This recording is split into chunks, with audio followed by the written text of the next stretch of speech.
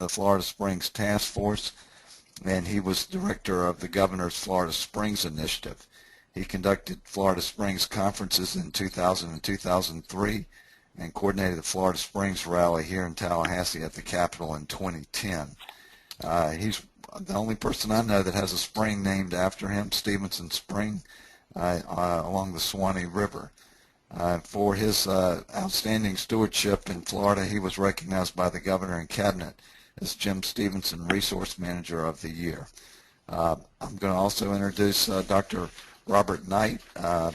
He is an environmental scientist with more than 35 years of professional experience in Florida. He is the founder and president of the Howard T. Odom Florida Springs Institute, a nonprofit corporation dedicated to supporting science and education for springs restoration and management. He is an adjunct professor at the Department of Environmental Engineering Sciences at the University of Florida, and he teaches a graduate level course on the ecology of springs. Dr. Knight also is active on the restoration efforts for the Santa Fe River Springs, Kings Bay, Crystal River Springs, Ichetucknee Springs, Rainbow Springs, Wakulla Springs, Glen Springs, and Silver Springs. This is going to be a very interesting presentation, and we'll go ahead and turn it over to Jim Stevenson to begin. Thank you, Charles. First, we would like to provide information about Florida's extraordinary springs, specifically their natural and cultural values and the threats to those values. According to legend, Ponce de Leon searched for a special spring called the Fountain of Youth. Floridians have discovered over 1,000 springs since then. Florida springs are a world-class resource that provide natural, recreational, and economic values for the people of Florida. Like our beaches, springs are an important part of Florida's natural identity. The largest springs are first magnitude, which means their flow is 65 million gallons or more per day. We have 32 first magnitude springs, more than any other state or country. This is Wakulla Springs, which may be the largest spring vent in the world. Springs are windows into the aquifer. In his book, A Naturalist in Florida, poet-scientist Archie Carr called them lovely and inspirational gifts, the singular blessing of the Florida landscape. And champion of the Everglades, Marjorie Stoneman Douglas, said, "They are bowls of liquid light." Springs are owned by 2 federal and 3 state agencies, 3 water management districts, 12 counties, 5 cities, and many corporations and private citizens. There are 48 named springs in the Florida state parks, more than are managed by any other entity. The annual revenue of the 17 state parks named for springs is $8 million. The 800 manatees that live the farthest north in Florida are dependent upon springs as warm water refuges for their survival during the winter. Several of Florida's rivers are created by springs, including the Wekiwa, the Wakulla, the Wasissa, the Rainbow, Homosassa, and Silver Springs. Springs occur in 40 counties, from Tampa, Orlando, and DeLand north and west to Ponce de Leon. Gainesville once depended upon Boulware Springs for its water supply. Today, Sulphur Springs flow supplements the drinking water for Tampa, and Gaynor Springs provides virtually all of Panama City's drinking water. Florida's multi-million-dollar bottled spring water industry is dependent upon 7 springs for their water supply. Springs have been magnets for people since the earliest times. They've been the locations of Indian villages, Spanish missions, a trading post, Seminole war forts, steamboat landings, grist mills, post offices, towns, and hotels. The crystal clear waters of our springs were popular movie sets for decades. 34 movies have been filmed at Silver, Weeki Wachee, and Wakulla Springs. And some of the actors included Gregory Beck, Gary Cooper, Esther Williams, Jane Russell, and Rock Hudson. Floridians have always loved their springs. Several of our springs were popular health spas and recreation areas in the late 1800s. They were tourist attractions long before our beaches became popular. 100 years later, they are so popular that some are being damaged by too many feet and too many boats. Our springs are under siege.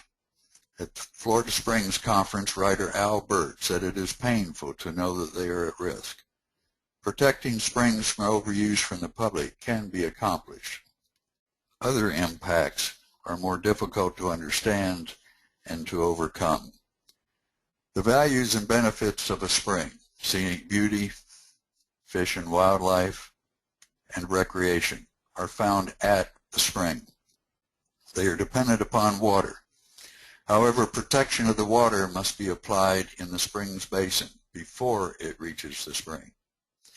While visiting Manatee Springs in 1774, naturalist William Bartram wrote, "The Indians and traders say that this fountain vents the waters of the Great Alachua Savannah." End quote.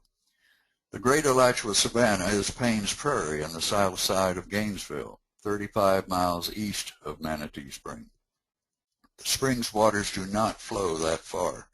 However, it is remarkable that the Indians and traders were intuitively aware of a hydrogeological process that many of us are just now beginning to understand over 200 years later. The springs are the vents of the aquifer. Land uses in the recharge area determine what comes out of these drains. In rural areas, contaminants may come from row crops, poultry operations, and livestock. Contaminants move through the soil to the groundwater or can flow directly into sinkholes that are like IV needles stuck in the veins carrying water to our springs. A Chinese proverb states, "In order to protect the water, you must protect the land." Various other land uses contribute contaminants to the groundwater and eventually to the springs. Storm water flows from lawns, city streets, and parking lots. Landfills, wastewater treatment plants, septic tanks, and leaking underground gas tanks and lime rock mines also contribute contaminants to the groundwater. Springs die a slow death of 1,000 wounds. We've always thought of the spring as the beginning, where the water first flows from the ground. Marjorie Kennan Rawlins began her book, The Yearling, by writing about a spring. She said, "The bubbling spring would rise forever from the earth. Its current is endless. The spring is the beginning of the waters sliding to the sea." End quote. But now we know the spring is the end of the pipe. Whatever we've spread on the landscape in the spring's recharge area will, in time, flow from the end of the pipe. By chance and good fortune, the best protected springs in Florida are those in Ocala National Forest, because the recharge areas of these springs are within the National Forest. Since the purpose of the forest is conservation and forestry, these springs should be safe from contamination for all time. Springs love natural areas. Lush lawns make them sick. These graphs show the level of nitrates in the water of 4 springs. The natural level of nitrates in Florida's groundwater was 0.02 milligrams per liter. The red line in the graph is 1 milligram per liter. 0.35 milligrams per liter is the level at which ecological decline of a spring occurs. Fertilizer became available in the 1950s. The nitrates in Lithia Spring in Hillsborough County increased from 0.02 milligrams per liter in the 1940s to over 3 milligrams per liter in the 1990s. This was due to fertilizer applications in citrus groves. At Fanning Spring in the Suwannee River in Levy County, the nitrates increased from 0.02 in the 1950s to over 6 milligrams per liter in 2003 due to agricultural operations and septic tanks in the recharge area. However, in the springs in Ocala National Forest, the nitrates have remained low decade after decade because the groundwater is protected in the national forest. What is the source of nitrates in the groundwater? Well, this Department of Health chart shows that about 65% comes from fertilizer applied to lawns, golf courses, row crops, and pastures. About 25% comes from livestock and poultry waste, and the remainder is from septic tanks and wastewater treatment plants. These percentages vary from county to county. Well, when you put sunlight and water and nutrients together, something green is going to grow, and that's algae in our springs. The nitrates are causing algae to cause the water to go green, and it smothers the eelgrass by coating the eelgrass, and it forms these mats of algae that shade out the aquatic plants beneath. In addition to ecological problems, algae also can cause health problems, as you see this rash, and can also cause respiratory distress. In 1992, the city of Des Moines raised water rates 25% to build the world's largest removal plant from agriculture nitrate because of health impacts. Weeki Wachee Spring, the home of the mermaids, has been a popular tourist attraction since 1947. This aerial photograph of Weeki Wachee Spring shows that the recharge area of the spring in the right half of the photo is developed in subdivisions and golf courses. This graph illustrates the population growth in the Weeki Wachee recharge area beginning in 1960. The red line is the population growth. The blue line is the increase of nitrates in the groundwater. There's a direct correlation of population growth and nitrates. The sources of these nitrates are lawns, golf courses, septic tanks, and wastewater treatment plants. Sulphur Springs in Tampa was a popular recreation area for over 100 years. This photo was taken in 1925. In 1986, it was closed to public use due to contamination because the city of Tampa had directed stormwater from city streets into sinkholes. The water followed a fracture and flowed to the spring. This could happen to any of Florida's springs. Contamination in a spring cave can exterminate an entire species of cave crayfish. Some may not be concerned about the loss of a species of crayfish that they will never see. However, this is the same water being consumed by hundreds of families in this spring basin. It is a public health issue. There's a Chinese proverb, when you drink the water, remember the spring. And to make this point very clear, this cave diver is at a well in a spring cave. It's all the same water.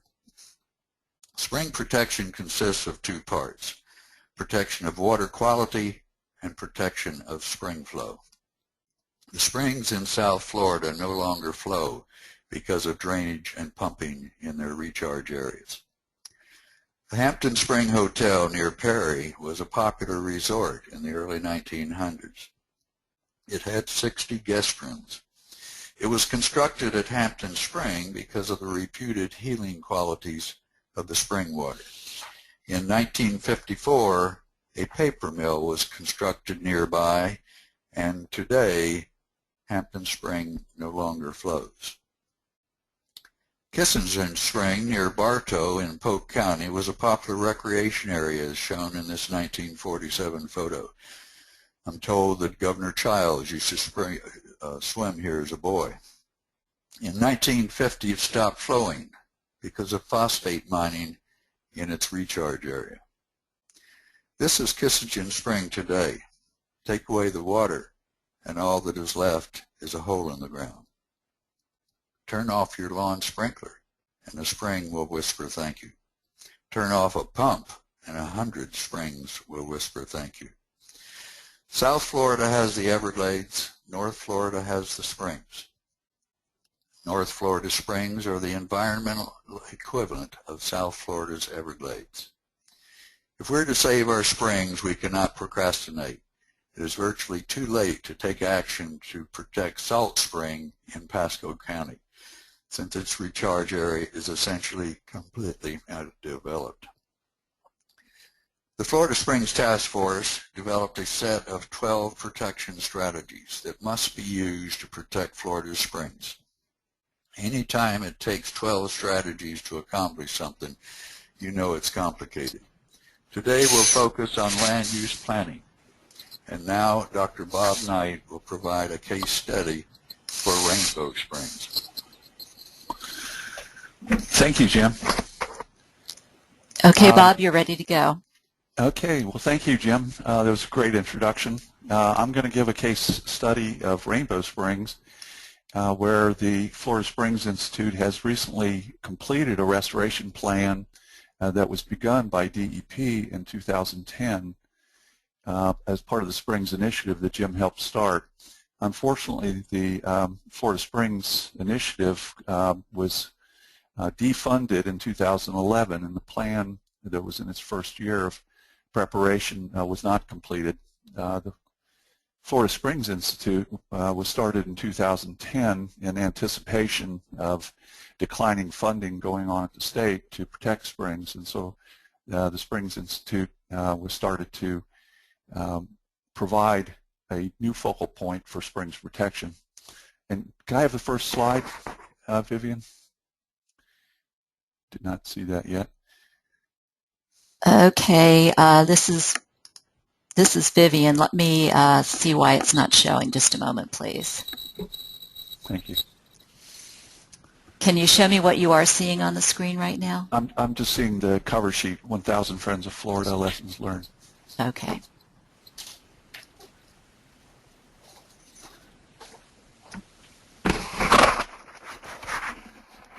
We've been having some technical problems, so I apologize for the difficulties we're having. Is that showing anything now? Not on mine. No. Okay. Just a moment. Apologize.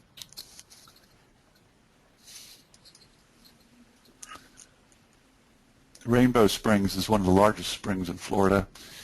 It's in Marion County, and it has been suffering from rising nitrate levels for a long time. So it was of interest. The Springs Initiative identified 4 large springs for restoration planning in 2010. They included Wakulla Springs, that Jim will be talking about a little bit later, Rainbow Springs, Silver Springs, and Ichetucknee Springs. And the initiative basically funded at the beginning of restoration plans for those 4 springs. None of those plans were completed when the Springs Initiative was discontinued. And we're coming up now. Okay, sorry about that. Can you tell me what slide you'd like me to be on? Just show the first slide again, go back. Sorry. Okay. All right. Okay, that's a picture of Rainbow Springs recently. And next slide, please. As Jim indicated, there's over 1,000 springs in Florida that have been identified, artesian springs. They're scattered in this area of brown over the state, and the green dots are individual springs. Over 300 are shown on this map, but there are over 1,000. They put out a combined flow, on average, at least they historically put out a combined flow of about 10 billion gallons every day. The largest accumulation of springs in the world as far as we know. Next slide. You see that Rainbow and Silver are in Marion County. Wakulla is up in Wakulla County, up in the Panhandle. I'm going to be talking about Rainbow. Next slide, please.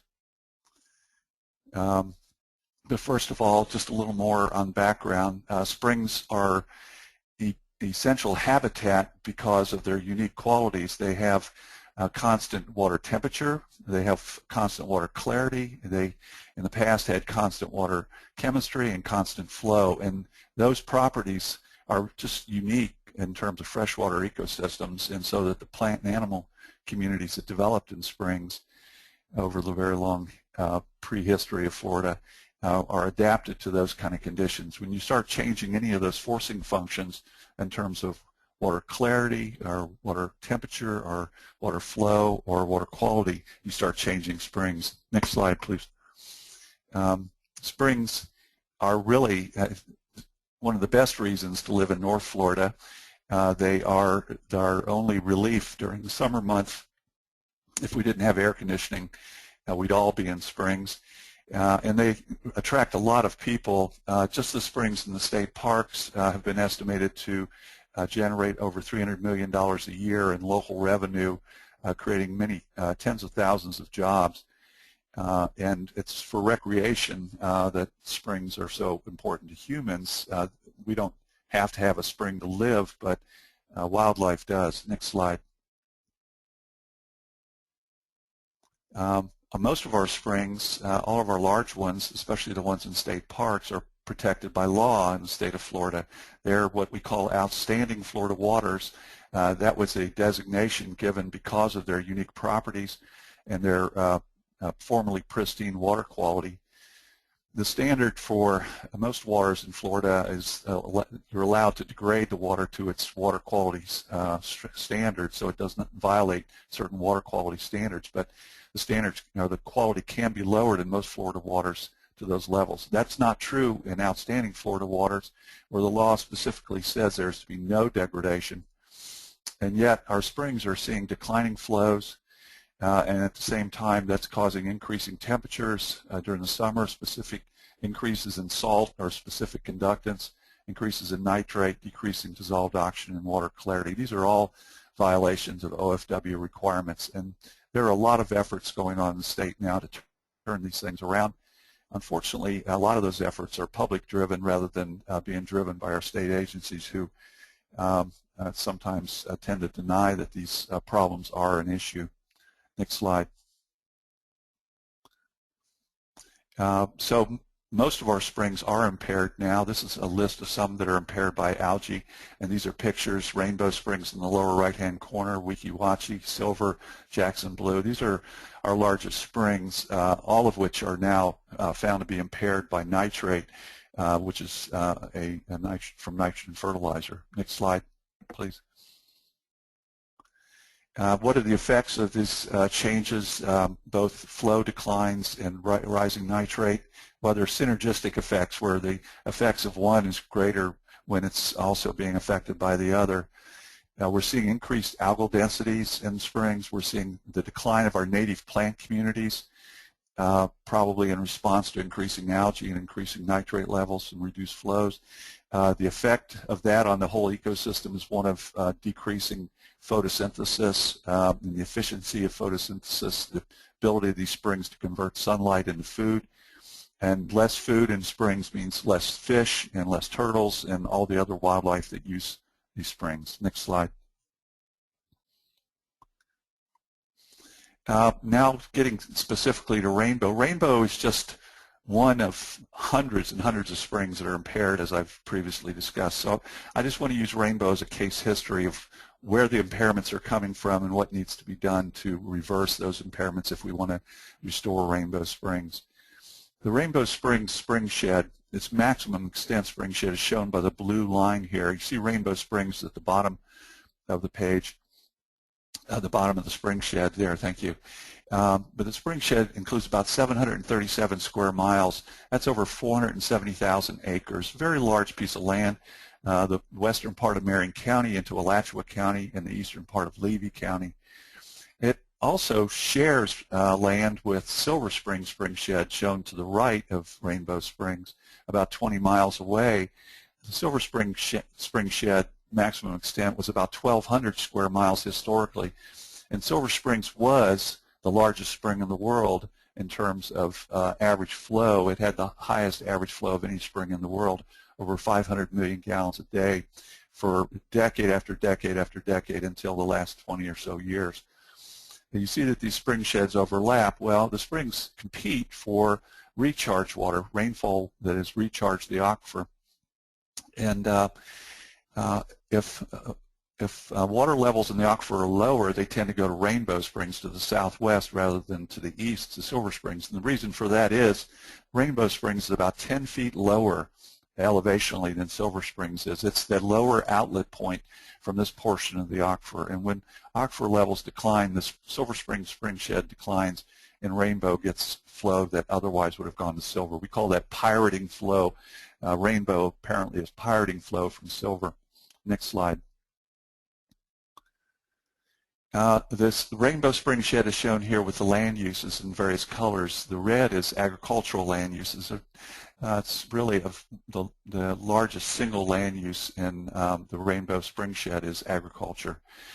Forested land uses are shown in green, and urban are shown in the yellowish colors.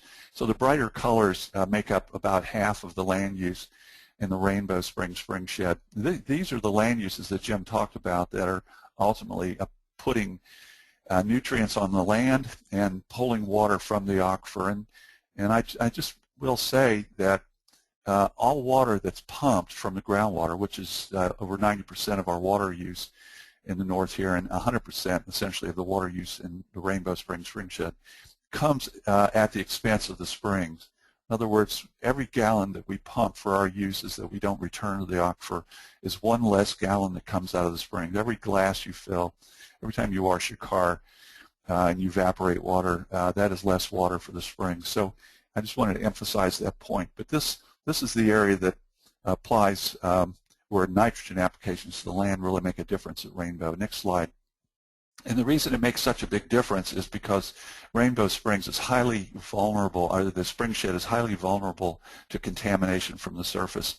The Floridan aquifer is basically it's a limestone aquifer that's under a fairly thin veneer of sand in this area. And you see the reds and the dark reds here, all the most vulnerable land areas. Essentially the whole aquifer, the whole spring shed for Rainbow, over 95% is more or most vulnerable, which means that a large percentage of any nitrogen put on the surface of the ground finds its way into the aquifer. Next slide.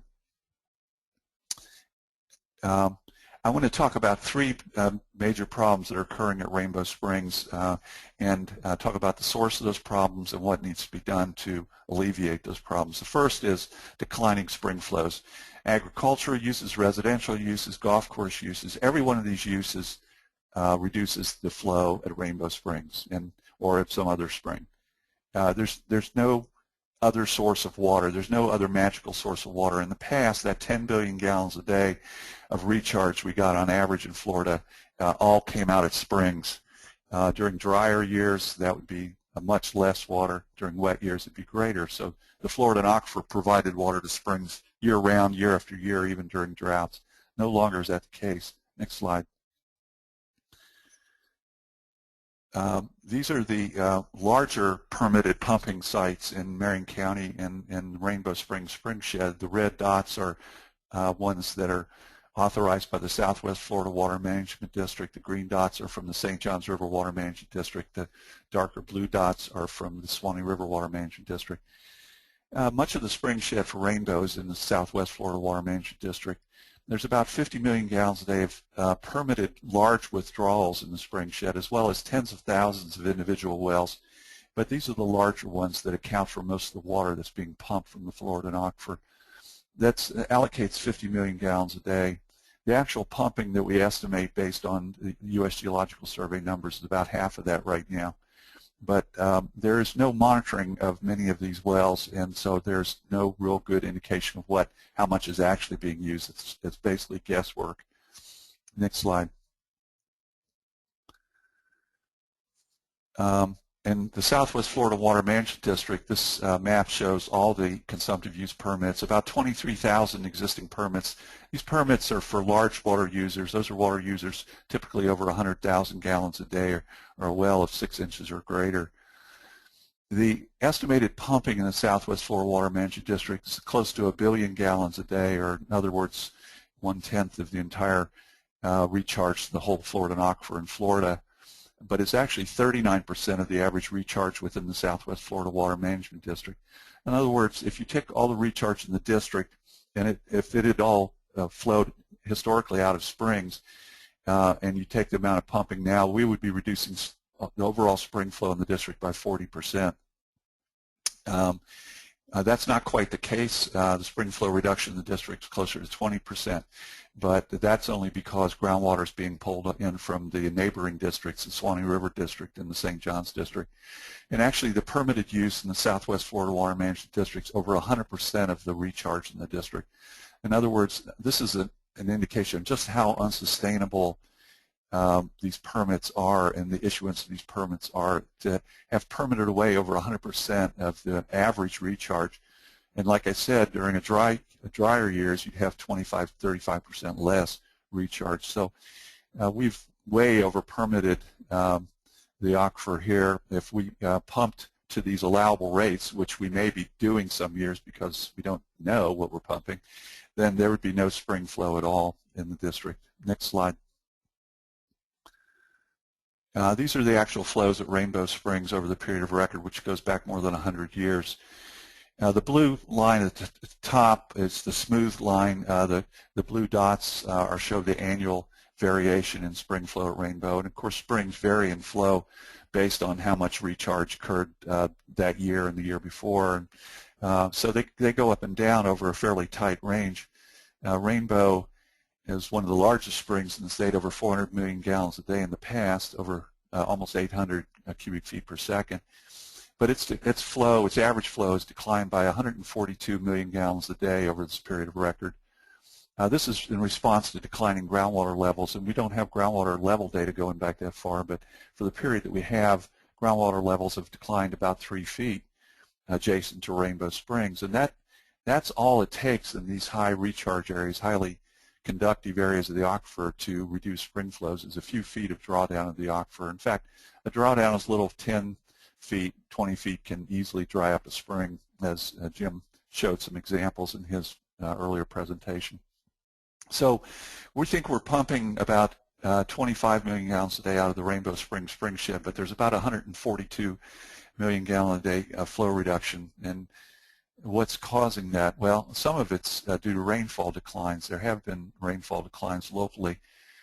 We've estimated in our water balance in the Rainbow Springs restoration plan about half of that flow reduction is due to rainfall declines, but the other half, about 70 million gallons a day or so, is due to pumping. And it's not pumping just in the spring shed, it's pumping regionally. So you can't fix this problem just by reducing pumping in the Rainbow Springs spring shed. Next slide, please. So for flows, the average flow decline at Rainbow Springs is about 25%. Like I said, about almost 150 million gallons a day. This is well beyond the range of flow reductions that constitute significant harm based on the minimum flows and level studies. A large fraction of that flow decline is occurring due to groundwater pumping, both within the spring shed and outside the spring shed. In fact, to actually reduce the flow declines to an acceptable level of maybe 5 or 10% at the most, you'd have to reduce groundwater pumping by over half in this area of Florida. That's a tall order, and some people may think is realistic, but that's the only way we're going to get a recovery of Rainbow Springs and other springs in the area. Next slide. The next most significant problem is the nitrate problem that Jim talked about. The nitrate contamination is widespread in the aquifer, and springs appear to be very sensitive to elevated nitrate. Next slide. This is a map showing the groundwater nitrate levels in Florida, and the blue is basically the background, less than 0.1 milligrams per liter, like 0.02 to 0.05 milligrams per liter is the background in the state. All these colored areas are areas where the groundwater has been highly contaminated by nitrate, going up to over 10 milligrams per liter, even the drinking water standard. But the spring standard is much lower than the drinking water standard in the aquifer. Right now it's at 0.35 milligrams per liter. And the aquifer, over 30% of the state is contaminated above that level. In other words, this is like a leaking underground storage tank that's contaminated our drinking water well beyond anything that should have been allowed in the past. And actually almost 20% of the state is above 1 milligram per liter. The background, of course, is 7 times less than the 0.35 level and almost 30 times less than the 1 milligram per liter level. Next slide.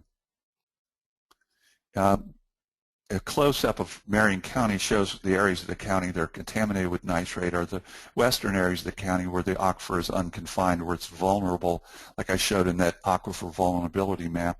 Rainbow Springs and Silver Springs lie right in those highly vulnerable areas and have very high nitrate levels that are rising. Next slide. And not only that, about over 60% of our springs are above the 0.35 standard.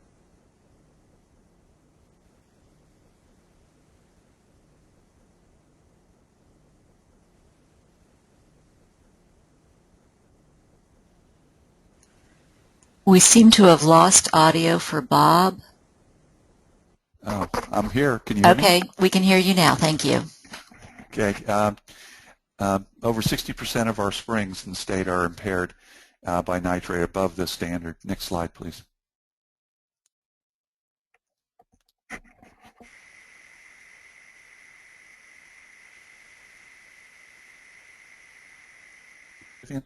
Bob, we had lost you again.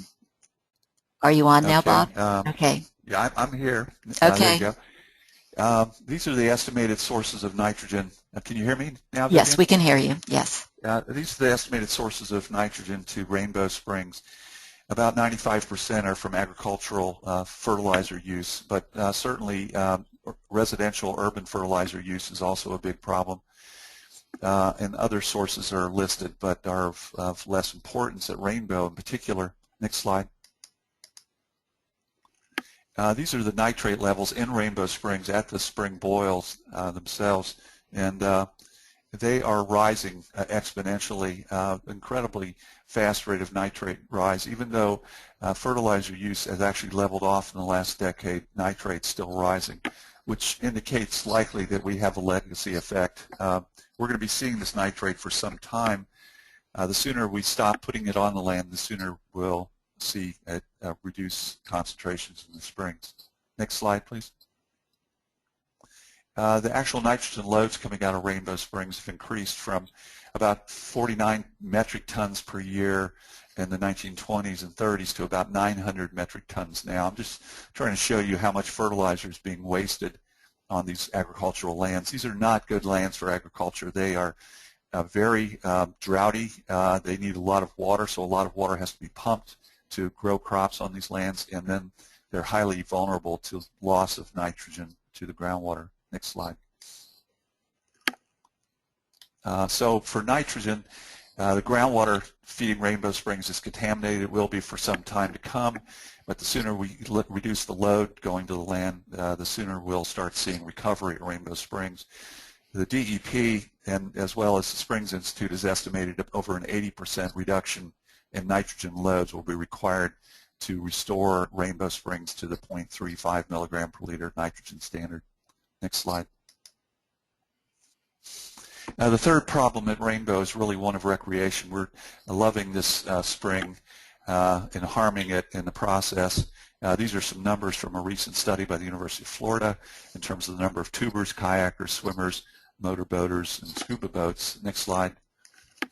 The total human use in Rainbow Springs in 2011 was over 334,000 people, and that includes up to 50,000 people per month during the summer months, and up to another 15,000 from the KP Hole tubing inlet. Next slide. So the effect of recreation is one of destroying the native plant communities, really, scarring the plant communities, trampling the plant communities, and also an increase of turbidity in the water, or the lack of transparency in the water, so that this is a graph showing from the head spring on the left to downstream on the right, the decrease in clarity of the water from a 200-foot visibility to a 30-foot visibility downstream, and a rising chlorophyll or algae in the water with distance downstream. Next slide. So the main impairment from recreation is occurring from motorboating, the size of the motorboats, the prop scarring that's occurring according to the UF study, but also there's just crowding impacts. There's so many people on the river during the summer months, especially weekends, that there's no way to avoid damaging these plant communities. The water clarity is suffering. That's reducing the productivity of the system. And the only way to reduce these impacts is to reduce the recreational use of the spring. Next slide. So what can be done to protect Florida Springs and Rainbow Springs in particular? The full Rainbow Springs Restoration Plan is on the Florida Springs Institute website. You can see the detailed recommendations where we make suggestions about things the legislature should do in terms of making our laws tougher, what the Florida Department of Environmental Protection and the Water Management District need to do to stop denying that there are problems and start reversing problems with flow reductions and with nitrate contamination, and what individuals can do. The next slide, please.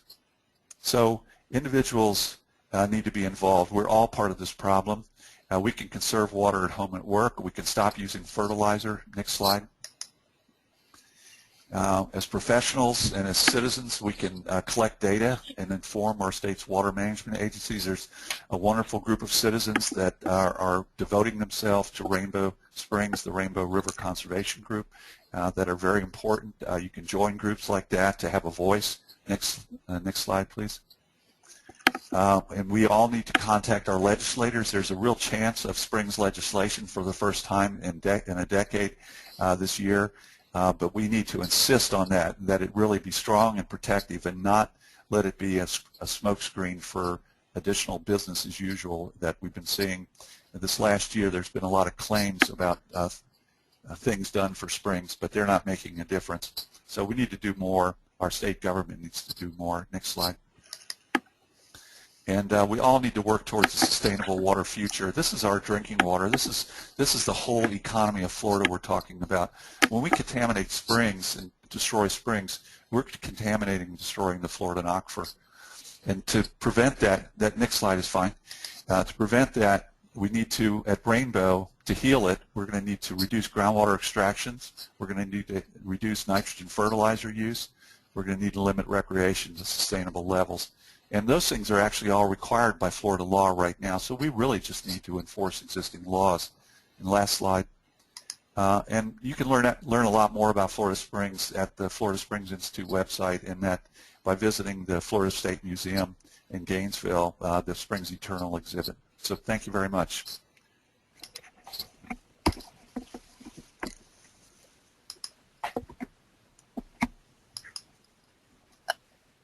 Okay, Jim, you should be now the presenter and online. Okay, thank you, Vivian and Bob. What I would like to do now is give you a very brief overview of some of the land use planning work that's been done for Wakulla Springs. You note here an aerial photograph of Wakulla Springs with the spring right here, and this is one of the largest springs in the world and has one of the longest and deepest cave systems in the world. And you see the tour boats that are quite popular, and also the lodge that was built in 1937. So it's a nice package right here at the head spring. And if you get up early in the morning at the lodge and walk down to the spring on a cool day, you can see the fog lifting off the water and hear all the birds calling. It's just a tremendous natural area that I refer to as Florida's capital spring, since it's only 15 miles from the state capital. Wakulla Springs has about 200,000 visitors a year and generates around $22 million for the local economy, so it's important for many reasons. The spring creates the 9-mile-long Wakulla River, which the tour boats take you on a very pleasant tour where you can see the various wildlife. Unfortunately, these tour boats, at least the glass-bottom boats, have not been able to run very much recently. They were started in 1875 by local men that lived nearby and evolved into boats like you see here. But the dark waters have made it to where in 2010 not one glass-bottom boat tour was possible because the waters were so dark. About 18% of the days in 2011 they were able to hold the tours.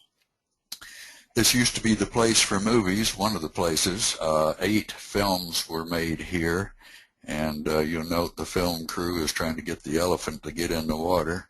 And over on the right, you'll see Tarzan, Jane, and Boy prepared to do their part. But just as the glass-bottom boats couldn't work now, again, movies would be impossible because the water is no longer crystal clear. The good news is there's still recreation. There's a tower where the kids enjoy jumping off and swimming, so that's one of the reasons for coming to the park, is for outdoor recreation. More good news is that in 1998, a manatee showed up for the first time on record, and this past year there were as many as 60 that were counted in the spring. So that's a real treat for Tallahasseans and others nearby to come and see a close view of manatees. Back to the bad news, the limpkin, once thought of as a symbol of Wakulla Springs, has disappeared, and it's disappeared because the apple snail that you can see in its beak here, our largest freshwater native snail, has disappeared. So the change in ecology has affected the wildlife. Whereas we used to have eelgrass and other native species in the spring, now we see that the bottom is just covered in algae and the exotic plant hydrilla, which again has changed the ecology of the spring and much of the river. We formed a Wakulla Springs Basin Working Group in 1992, which was the first of such working groups, and you'll note some interesting players, stakeholders: the City of Tallahassee, Leon County, Wakulla County, the Regional Planning Council. We had a DCA back then, and 1,000 Friends of Florida, and the cave explorers that I mentioned earlier, plus other stakeholders. And we all put the information that we had together. Each had pieces of the puzzle, and we could finally determine how this spring system functions. The plumbing system is quite complex. Here's the cave divers on one of their exploration trips in the cave system, and they've surveyed about 31 miles of caves so far, and that's not all. There's more that they're still working on.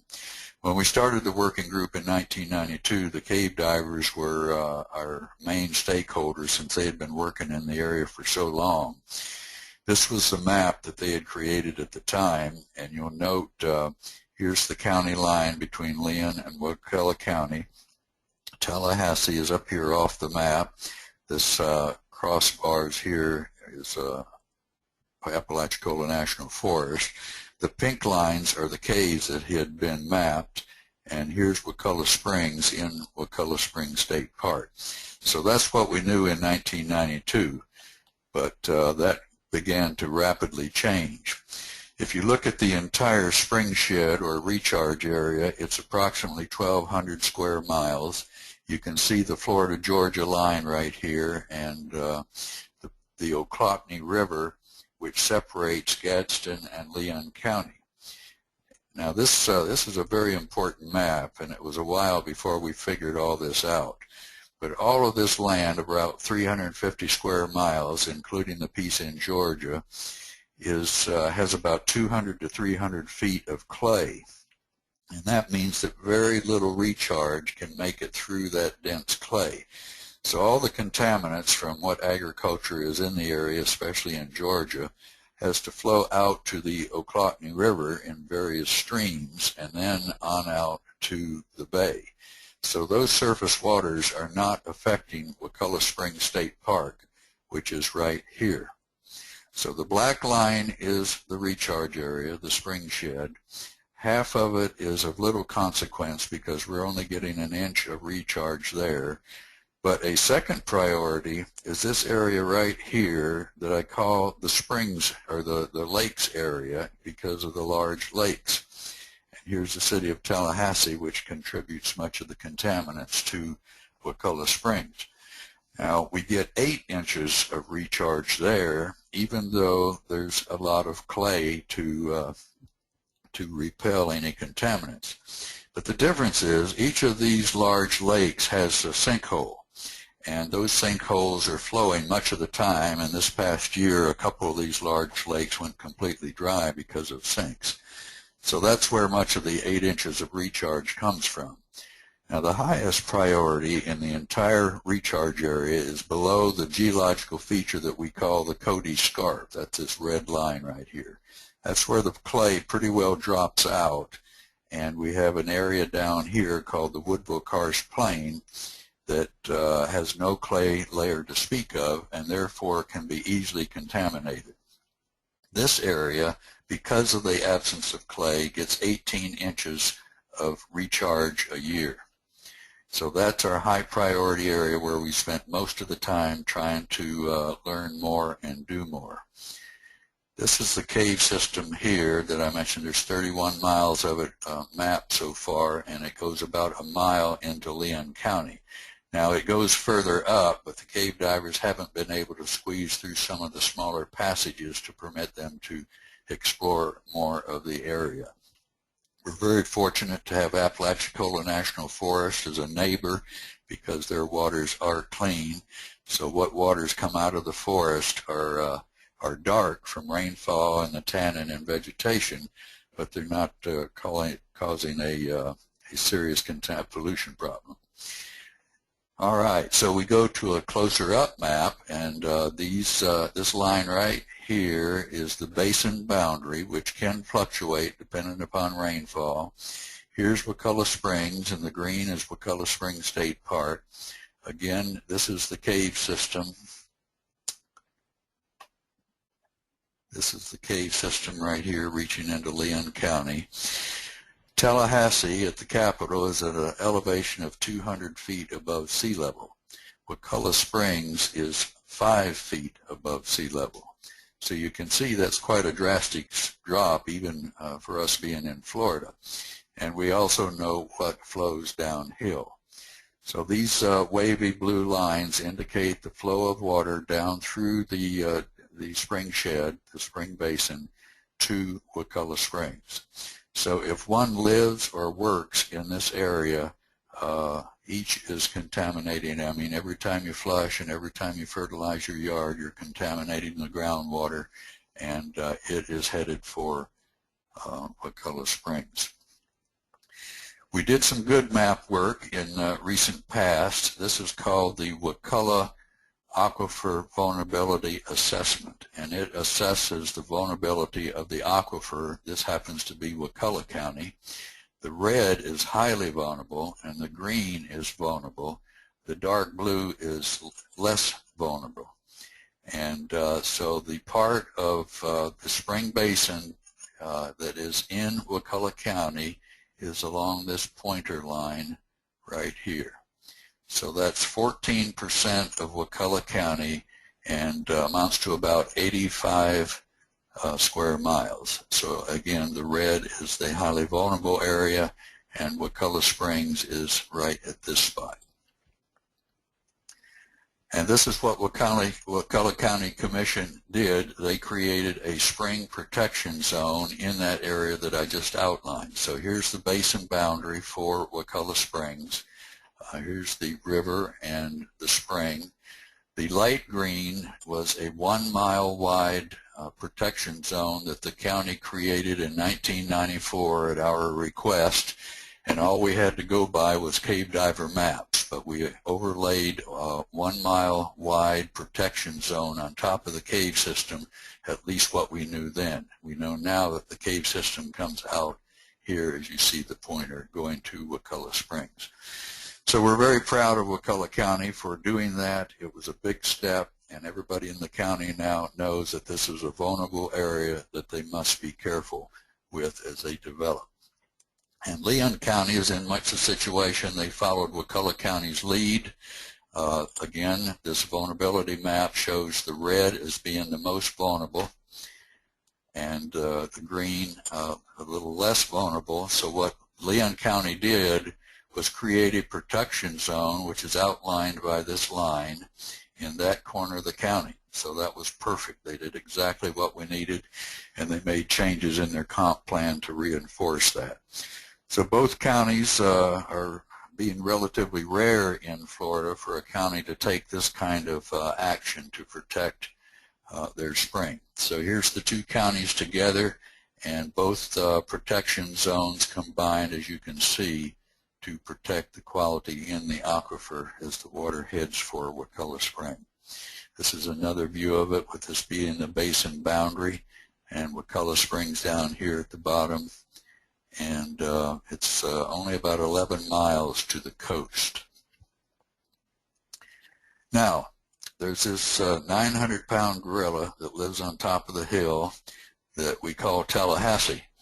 And like all gorillas, it has waste. It has what we call stormwater waste, which flow off the capital area there and comes down through this lake and on into Munson Lake. And you can see the mats of floating algae as a result.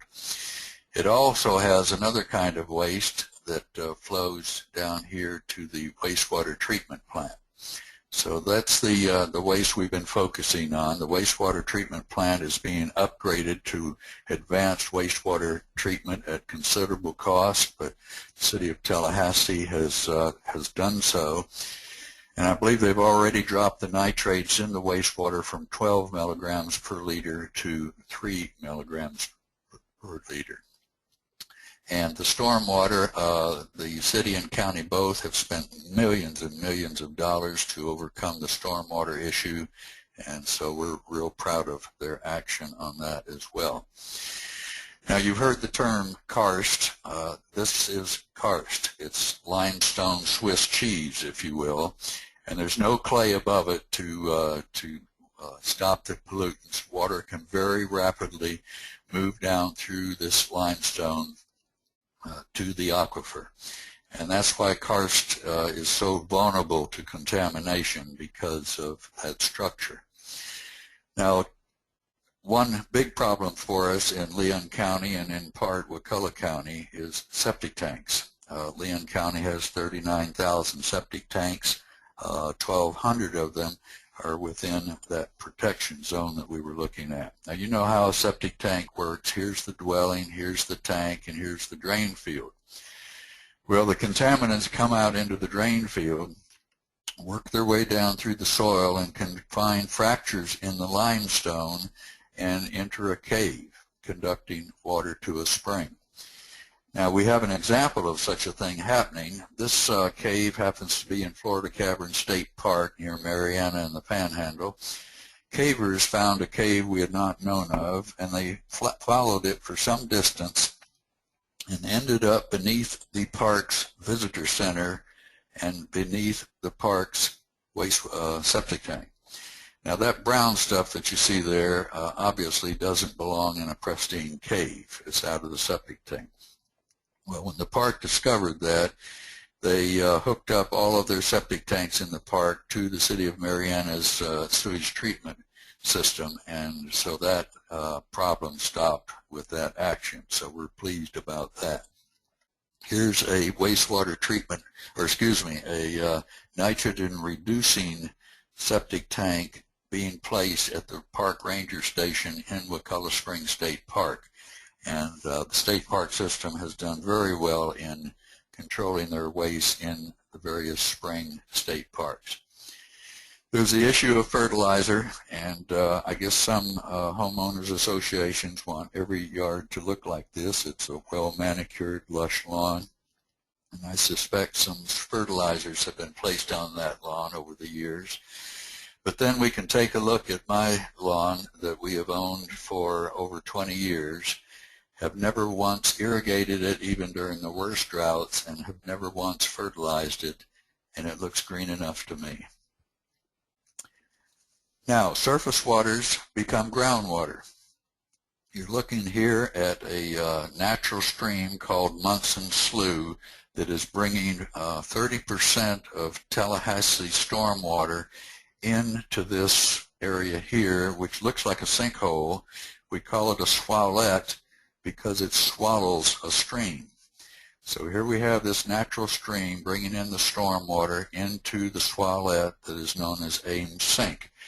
So this is some of the scientific research that we've been undertaking to help us better understand Wakulla Springs.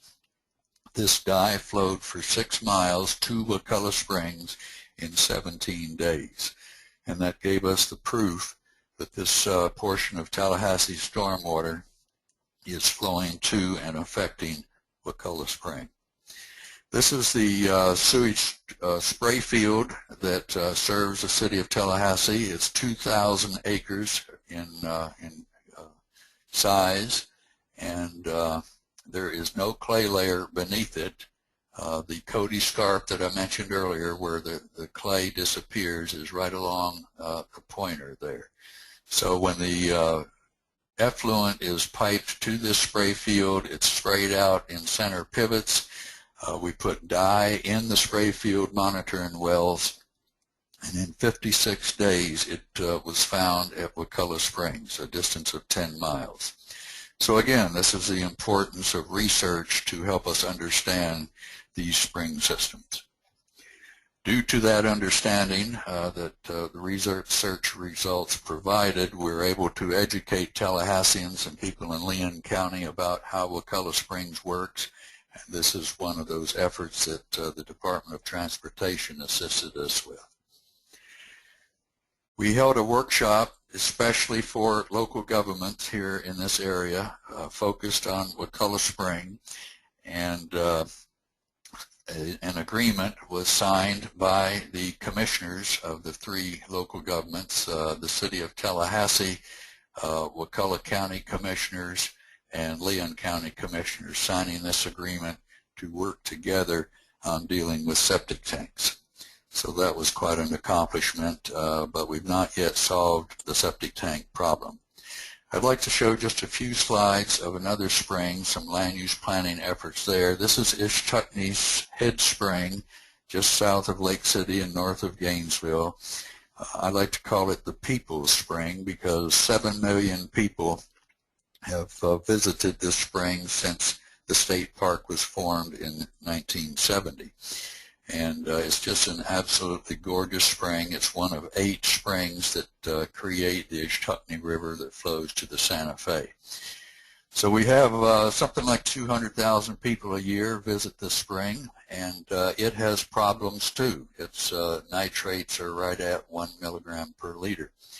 Now this is its recharge area. The brown color here is the clay layer, and that too is the Cody Scarp that we've discussed. This is the city of Lake City that's in the recharge area, and part of the Lake City is over to the north side of I-10. Now keep that in mind as I show you some other spots here. Here's Alligator Lake, which used to receive the city of Lake City's wastewater, but does no longer. It disappears from time to time, just like the Tallahassee lakes. It flows into sinkholes, which are the black dots. We come south further and we have another sinkhole that feeds a tributary to the Ishtutney.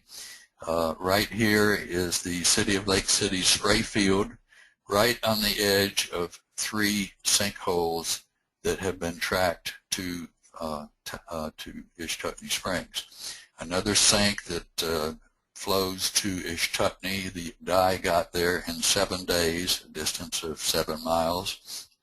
And so all these dots are sinks, and here we come to a lime rock mine that was constructed in 1958. The lime rock from that went to the construction of I-75. The light blue is the former riverbed of Ishtutney Springs, and here's Ishtutney Springs State Park and the river. So this riverbed, it's dry today, at least except during hurricanes, has a cave beneath it that's feeding all of these tributaries into the cave and onto Ishtutney Springs. So we felt the lime rock mine was a problem and the spray field was a problem, and we were just so pleased when the city of Lake City put their landfill on the other side of I-10 just about out of the basin. Now, if you're going to get snake bit, you might as well get snake bit on the end of your little toe and not down here at your jugular. So that was a good move on their part, although I don't think at the time they realized how much they were benefiting Ishtutney Springs. This is the lime rock mine. It was huge, 1 mile wide east and west and a half a mile north and south. Because of our concern about the mining effort, what was happening to the caves beneath. The state of Florida purchased this mine about 10 years ago, and that stopped the mining effort and protected the cave beneath from that kind of destruction. And this is the 380-acre wastewater spray field for the city of Lake City. And you can see the spray nozzle sending the spray out. The problem that it is in the Ichetucknee Trace, that dry riverbed. And here's part of the riverbed that we now call Clay Hole Creek. And there's 3 sinks: Black Sink, Clay Hole Sink, and Dial Sink.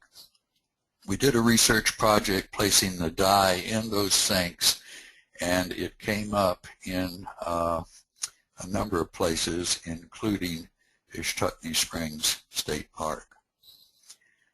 Now, I mentioned protection zones for Wakulla Springs. Here's a hydrologist's idea of a protection zone for Ichetucknee Springs. This is the basin, the 350 square mile basin that I showed you earlier. There's I-10 and here's I-75. Well, he thinks that this is where the protection zone would be formed, and it would reach clear up to the southern part of Lake City. But this is the highly vulnerable part of the Ichetucknee Spring Shed, and we have the aquifer vulnerability map to show that as well. So this yellow line right here is the basin boundary, the spring shed boundary, and we believe that we should have a protection zone in this part of the spring shed. You can note other parts that are not in the spring shed and are not of concern specifically to Ichetucknee Springs, which is right here. So that's how land use planning has been used to date in some spring systems. We're hoping Columbia County will form a protection zone in the near future and help us save Ichetucknee Springs. So those are some things that we're doing around the state, and I'd like to end with this slide symbolizing hope for Florida Springs.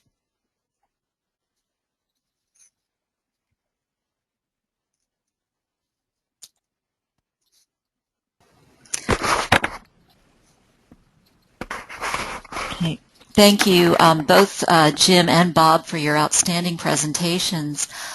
We are moving to the question segment of the webinar now. If you'll notice, we do have a number of questions in, but you have a control panel for this webinar. There is a question box, and you can type your question in it, and I will ask as many of them as the presenters as time permits. I also wanted to remind you that this has been approved for credits for planners, and we should have information on credits for attorneys in October. The PowerPoint is available for downloading right now, and we should be able to have the broadcast posted in about a week. I am hearing a lot of background noise, so if the other speakers could try to limit that. Let me get right into the questions. We do have a number of them. First of all, a specific question for Bob. Are septic tanks an important source of nitrates in the Rainbow Springs Basin, and what should be done about septic tanks? Yes. Can you hear me, Vivian? Yes, I can. Yes, septic tanks are an important source of nitrogen. There are many lots in the Rainbow Springs spring shed that are on the order of 1 acre or less that have septic tanks. In fact, there's thousands of them, and each one of those is a significant source of nitrogen. They are controllable. What we need to do with septic tanks is it's the same thing we need to do up in Wakulla County, is probably provide central sewer for any area where there's a concentration of septic tanks on small area properties, and treat them to advanced wastewater treatment standards before we discharge that water back to the ground. That's really the only way to prevent that loading from septic tanks. Okay. We have a specific question for Jim about Wakulla Springs, and it's talking about the protection zones that were set up by Leon and Wakulla County. How do these interact with the Water Management District permitting and water use caution areas, if at all? I'm not aware that the water management districts are using those. Hopefully they are. But we usually work with the water management district to help us define where the protection zone should be. So they're a player in this. I'm not sure how they apply it in their permitting. Okay. And another question for you, Jim. Is there any concern about Wakulla County rolling back its conservation and wetland protection policies? And maybe you could explain a bit about that for people from other parts of the state. Yes, Wakulla County has a very good rule or ordinance that protects wetlands, and we've got a new county commission down there now, and they feel like it's too onerous and it needs to be cut back. They'd like to eliminate it entirely, but the public is very upset about this, and we're hopeful that that will turn the tide and the wetlands ordinance will remain. Primarily, our greatest concern, those of us that are dealing with Wakulla Springs, is that they, at a minimum, keep the wetlands ordinance in the protection zone. Vivian, this is Charles. Just an update. The county commission did vote to begin the process to remove those protections that Jim mentioned. The next public meeting for that is going to be October 14th when the Planning Commission takes this matter up. It's going to require changes to their comprehensive plan as well as their land development regulations. Okay, thank you. We have another question for Bob. What is the causal relationship between high recreational use and decreased water clarity at Rainbow Springs? This has not been specifically studied quantitatively at Rainbow Springs, but it has been studied at Itchtuckney Springs, where we looked at turbidity, or the amount of fine material in the water that was reducing water clarity in relation to recreational use, as well as in relation to normal production of turbidity in the water. And there are two factors involved. One is recreational use suspends material on the bottom of the river and shakes algae off of plant leaves because people are they're dragging their feet, they're walking, they're contacting plants. Boats also are hitting vegetation and suspending sediments. So we see increased turbidity during days when there's high recreational use. But there's also an increase in the background of turbidity in Rainbow Springs and in these other springs that's due to the nitrate contamination issue. So part of the turbidity, and as you saw in that graph I showed, chlorophyll rise, that's just from more algae growing in the springs, and the fact that with the flow in the river, some of that algae sloughs off and becomes essentially suspended in the water column. Okay, this was a separate question, but it relates to what you're talking about. Somebody's asking, can we remove the algae from the springs, or is it too late? The algae can be physically removed from the springs. That's been done at Weeki Springs. It's underway right now at Chasowitska Springs. There's a private group raking algae at Hunter Springs in Kings Bay. This is really a futile effort, if you will. The algae grows back in a period of weeks after removing it. Fundamentally, we need to reduce the factors that are promoting the growth of algae, which include the nitrate increases and the decreased flows. We need to fix those problems if we want to see algae populations decline long term. Okay, thank you. Another question for Jim. There was some talk about growing nitrogen-fixing crops at the Tallahassee spray field. How much might that help reduce nitrogen in Wakulla Springs? Yes, that was part of the initial permit for that spray field, and various crops were tried, including corn and a number of grasses. But the contractor for the city of Tallahassee was using about 85 pounds of nitrogen per acre to increase the nitrates on the spray field so that he could grow better crops, and we felt that was going in the wrong direction. So after some discussion with the city of Tallahassee, they stopped all fertilization on the spray field and removed livestock as well. Okay. This question, I think, should be for everybody. There's been a number of questions cropping up about the legislative session. One question, what elements should be included in Springs legislation in 2014, and how would it differ from the 2010 legislation? Does anybody want to start tackling that one? Well, the 2010 legislation was primarily focused on septic tanks, and while it succeeded for a year, we're in worse shape now than we were before that 2010 legislation was passed.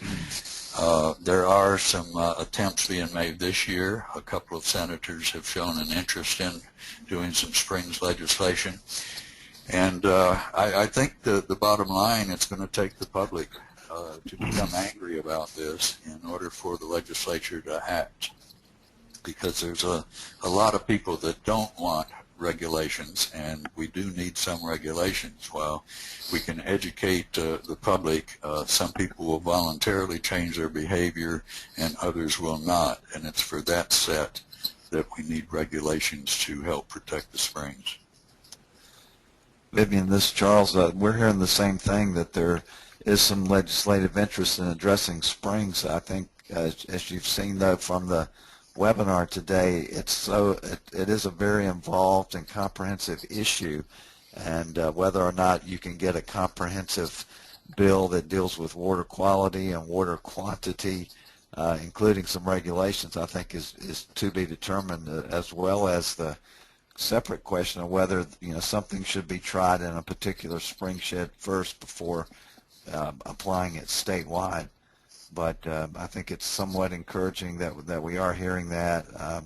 I was going to mention too that the Florida Conservation Coalition that Jim and Bob both have worked with is preparing a white paper that should come out shortly that has some specific recommendations for addressing water quality in springs as well as our groundwater. Okay.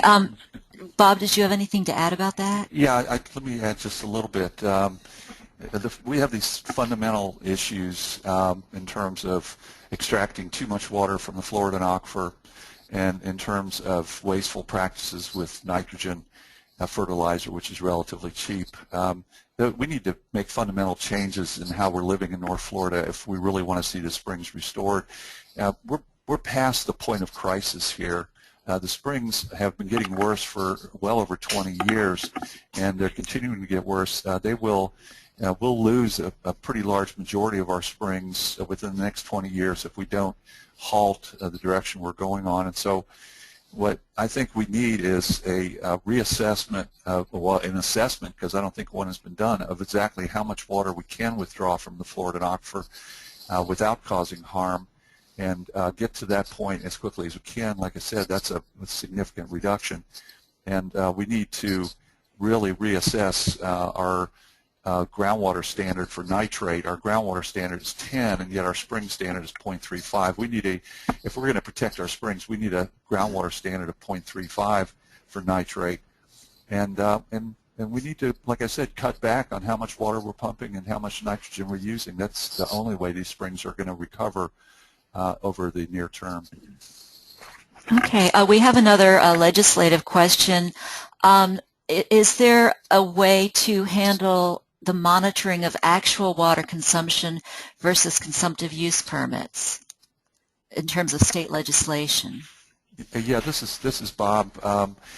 In some areas of the state, we have mandatory monitoring of water use. All public utilities have to monitor and report their water use. All residential customers within those public utilities monitor and report their residential use. It's agriculture primarily that has gotten a free ride on reporting water use, and there are some areas of the state where there is reporting required, but the data are usually not even used or even consolidated or available to the public. But for the most part, agriculture is not reporting their water uses, and that's an easy thing to fix by requiring that. and the Swanee River District required that last year, but they're only doing it on new systems, and when systems come back in for permits, so it's going to be 20 years before the Swanee River District really has reporting data. I think that part of any springs legislation should be mandatory recording and reporting of water uses, all groundwater uses, including residential wells as well as agricultural wells. I think that's the only way that we can actually protect the aquifer that we're all dependent upon. Okay.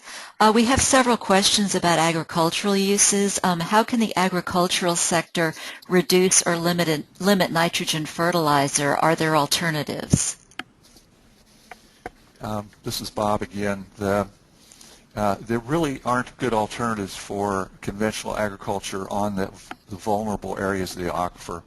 These areas are really not suitable for growing crops in Florida. They were in many cases in the past, they were, of course, crops were grown on some of them, but for the most part they weren't. They were left in natural forest, which was very protective of the Floridan aquifer. So one of the things we need to be doing is looking for the right places to grow crops. And so it's the right plant in the right place type mentality for agriculture also.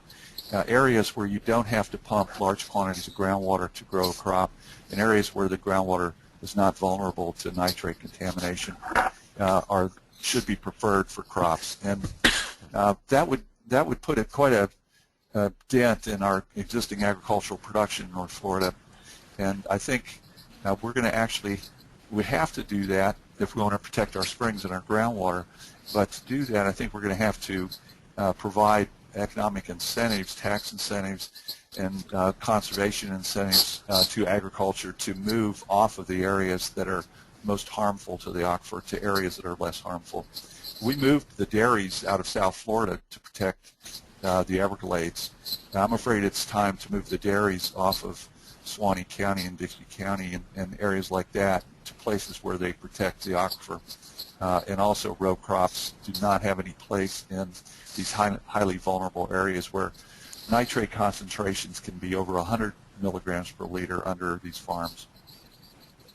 We actually have a specific question about dairy facilities in the Suwannee Basin, asking if there are any strategies to confine the waste to protect the aquifer, and I assume you're saying really not really. Well, the strategy so far has been to do nitrogen management plans on these dairies so that they are protective of the 10 milligram per liter standard, and that standard is only effective at the boundary, the property boundary of the dairies, so that they may have 100 parts per million of nitrate under their confined dairy operations and under their wastewater lagoons. No, they have not been effective. The most contaminated springs in the state are along the Swanee River, and there's hundreds of them that are terribly contaminated. It's just a tragedy to see these springs that those of us that are old enough dove in back in the 70s. They have been totally altered by both the water use and the nitrate contamination. So I'm afraid that normal for these high-intensity dairies and any crop that's high-intensity, there really isn't a good alternative for those crops. We need to go to other crops that can also make money on the land, but not as much, like forestry. Longleaf pine appears to be the only really protective crop that's available over much of the vulnerable areas of the aquifer. Okay. We have a question about agricultural best management practices, saying the state has come a long way, but there's concern that those now adopted will not do the job. Can the BMPs be upgraded to better address these problems? Yeah, it's a matter of political will. If it can be done, if we decide to do it. There's a problem with BMPs in that they're voluntary, and also that some of them haven't been proven. I mean, it does make sense that if you're smoking 3 packs of cigarettes a day and you drop down to 1 pack, surely you're improving the health of your body. But that's kind of the way it is with BMPs. They cut it back some, but it's not being measured for the most part. Yeah, the research that's been done shows that the BMPs are not capable of achieving the goal in the groundwater for springs in those karst areas that are highly vulnerable. So BMPs are anything that reduces the amount of nitrogen use is good, and I'm not saying we shouldn't do that, but BMPs won't be enough for a lot of these crops. This was recently reported on at a meeting that Adam Putnam held in Gainesville and by the UF Water Institute, and the BMP research shows that you can get nitrate levels down to 10 milligrams per liter, but you can't get them down to 0.35. In fact, it was stated there that you'd have to reduce nitrogen fertilizer use to about 1 pound per acre per year to achieve the 0.35 standard. The typical nitrogen use is 200 pounds per acre per year. The BMPs can't go far enough on those vulnerable areas based on the science. You know, it's interesting, this is Charles, that, Commissioner Putnam, the head of the Department of Agriculture and Consumer Services, has said that water is the #1 issue for Florida's future, and I think it at least signals that he's open to hearing some ideas for making improvements here. But that certainly is something that is going to require his cooperation. Okay, we have another series of questions. Jackson Blue Springs in Mariana has invested a substantial amount to invite public recreation there. Is there any degradation occurring because of increased public recreation? I don't think from public recreation, virtually the entire recharge area for Jackson Blue Spring is in agriculture. There's very few septic tanks out there in that rural area, so it's the whole question is about agriculture. Now the spring is heavily used. It's a wonderful recreation area, beautiful spring, and but the aquatic plants have pretty well been trampled out, so that's not an issue within the little spring pool itself. It's connected and creates Merritt's Mill Pond, which is an artificial lake, and algae is really bad in the mill pond. So the nitrates, the last I checked, were the second highest of any first magnitude spring, with Fanning Spring in Levy County having the highest nitrates and Jackson Blue the second highest, right around 3.5 milligrams per liter of nitrate. Okay, this is another question related to algae. Once algae is established in a spring, will it go away if the optimal water quality is ever achieved again? That's a good question. We don't know the answer because we haven't been successful at reducing the nitrate in a spring yet. There's, like I said, there's synergistic effects where you have combined effects of flow, nitrate, of changes in recreation and clarity, and those things all act together to influence the plant community in springs. And we have data that shows, even though the nitrate levels are extremely low in the springs in the Ocala National Forest, there's quite a bit of algae in those springs. And the sort of the dominant explanation for that now is that when recreation tramples out the native plant communities, algae is what can proliferate there. So it's like if you took a forest off a piece of land and didn't do anything, you'd get weeds growing there, and the algae is like the weeds in the springs. But we don't really know about enough about restoring springs. The biggest experiment going on in the state is occurring at Wakulla Springs right now, and with $200 million being spent on reducing the nitrate loads there, we expect a significant reduction in nitrate in that spring. Unfortunately, there's no concerted effort by the state right now to monitor the recovery of that spring. We hope that that will be forthcoming from the Basin Management Action Plan they're working on, but we should be developing the baseline data right now to see if the algae populations decline in response to those declining nitrate levels that we're expecting. Okay, this is a question for Jim. The Springs Protection Zones in Leon and Wakulla County, what types of regulations or teeth do those have right now? The Wakulla County Protection Zone is relatively weak. It does not permit the storage of quantities of chemicals that could pollute the groundwater. But that's the primary restriction. What's really important about these protection zone maps is the map itself. I mean, it very clearly shows people the vulnerable areas and that they need to be properly protected. So that's what I like about it, first off. Now, we can always add restrictions within that when, again, when the political will is there or the science is there. Leon County has done more. They put some language in their comp plan for the protection zone. They've done a pretty good job of that. Okay. Kind of on a related topic, have there been any legal challenges as a result of local governments implementing policies to improve springshed water quality? Not to my knowledge. None that I know of. I don't know of any. Okay. Somebody wanted you to clarify, it says the water management districts are not taking locally zoned springs protection zones into account when supplying permits, and they just wanted that point clarified. That they are not? That they are not. Okay.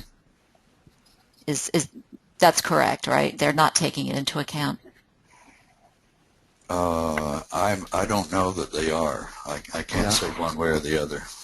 This issue or related issues come up in the development of minimum flows and levels for springs, that the water management districts do not take water quality considerations into account in developing minimum flows and levels, and not to the level that's necessary. Most of these springs are outstanding Florida waters. We have what's called anti-degradation standards in the state of Florida that says you will not change the existing uses of OFW waters, and this is recently being challenged now by a group. SOS Now has challenged this recently, and there was a hearing held a week ago in Brooksville at the Southwest Florida Water Management District about this. But they clearly are not taking water quality in consideration in terms of enforcing the requirements of the Clean Water Act and the Florida Water Resources Protection Act. Okay. We have a question about what about pricing water higher in areas where you don't want it pumped for agriculture to reduce withdrawals and pollution? Is there legal precedent for pricing groundwater?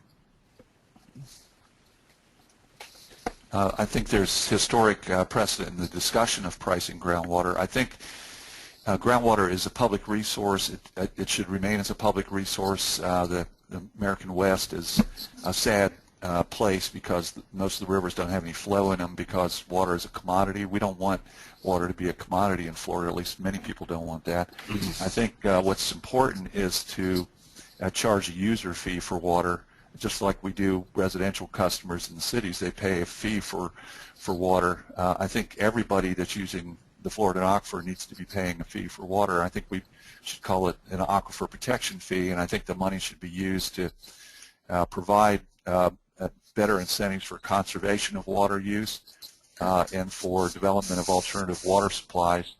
And just by having a charge for water, people will take it more seriously and not be so wasteful of it. People with private residential wells, the agriculture community, there's just no negative effect of using more water than you need. The cost of pumping that water is insignificant compared to the value of that water for people, but there needs to be some cost for using water for everybody. It's interesting, most folks that have private domestic wells, as we do, don't have a clue how much water they're using. And I'm of the opinion that the more you use, the more you pay. But we put a meter on our pump recently and have found that my wife and I use 88 gallons a day each. And I think that's pretty good, and we can probably do better. We put in low flush toilets, and again, we don't irrigate, so that's a big chunk of the water budget right there. Okay. We have a lot of questions, and I don't think we're going to be able to get to them all, but there was a question about would a buffer around water bodies lessen the degradation? I'm assuming they're talking about sinks. They're saying a 35-foot buffer around a water body. Would that have any impact, or does it need to be larger than that? The more the better.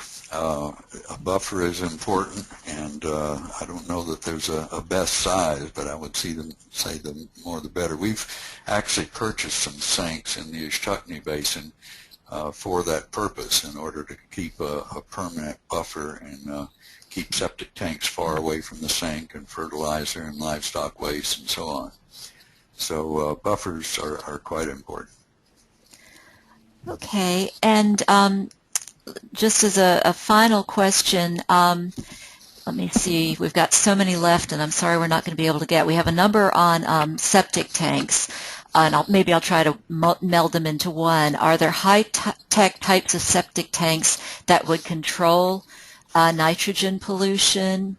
And I guess that would be the question. Are there solutions for septic tanks? Well, there's a number of solutions. One is what Bob already mentioned. When you have a high enough density of septic tanks, economically it may be feasible to put in a sewer line to capture all of that waste. If that's not economically feasible, let's say you've got one septic tank every 5 or every 10 acres, you just can't run a sewer line to it. But you can, if you're in a vulnerable area, put in a nitrogen-reducing septic tank. And although it doesn't remove all the nitrates, it will cut it back quite a bit. And then there's also cluster systems where each house still has the tank, but all of the waste are pumped to a single drain field.